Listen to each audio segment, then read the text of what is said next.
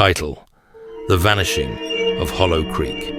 In the quiet town of Hollow Creek, nestled between pine-covered hills and thick morning fog, life had always followed a simple rhythm.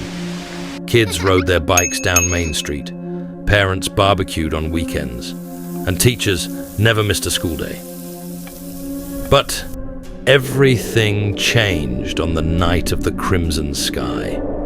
It happened just after dusk. The stars began to pulse, slow at first, like the blinking of a lazy eye. Then the sky turned blood red. Every phone lost signal. The power grid crashed, and an eerie, low hum filled the air. Children ran out into the streets, calling for their mums and dads, but no one came. All across Hollow Creek, every adult vanished, gone, without a sound, without a sign. The kids tried to hold it together at first. The older ones, 13, maybe 14, tried to ration food and organize sleep schedules. But as days dragged into weeks, the order crumbled. Supermarkets were raided, windows smashed, fires lit. The town became a playground for chaos. The younger kids cried themselves to sleep. The teenagers split into factions. Some tried to survive, others tried to rule. Then, just as suddenly as they'd vanished, the parents came back. At first, it was pure joy. Tears, hugs. The children ran into the arms of the returning adults. Mothers with freshly curled hair, fathers wearing crisp, clean clothes. No one aged a day. But something was off. They didn't blink often. They didn't eat. They stared too long. And they never went into the sunlight. When questioned, they gave short, mechanical answers. "We missed you. We're better now. We will never leave again." A boy named Drew, whose mother had been a schoolteacher, was the first to notice something truly wrong.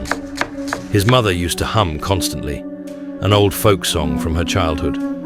After the return, she never hummed, not once.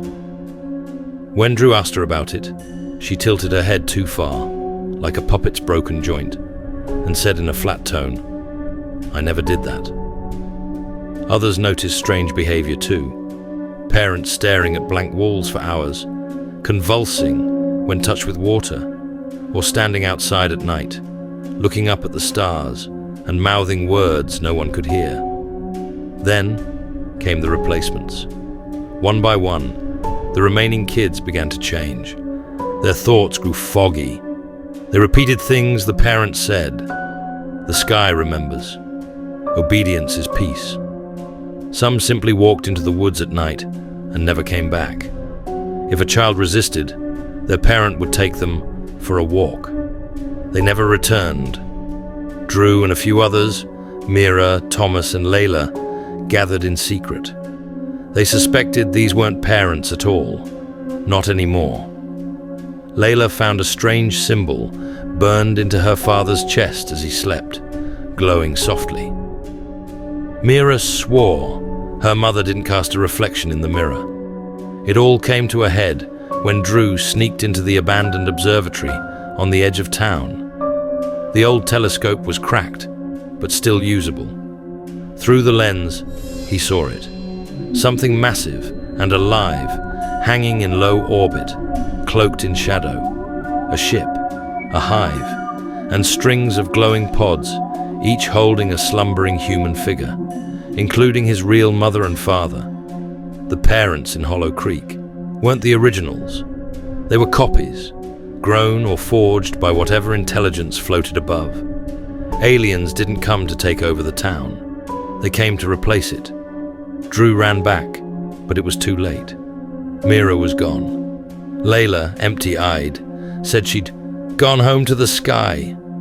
Thomas was acting strange too, repeating that haunting phrase, "Don't fight. They only want to love us better." That night, Drew heard a knock at his door. He didn't open it. He ran into the woods, as far from town as he could, his breath turning to fog in the cold air. From the top of the ridge, he looked back down into Hollow Creek. All the houses glowed with an eerie, pulsating light. The town was quiet again. Too quiet.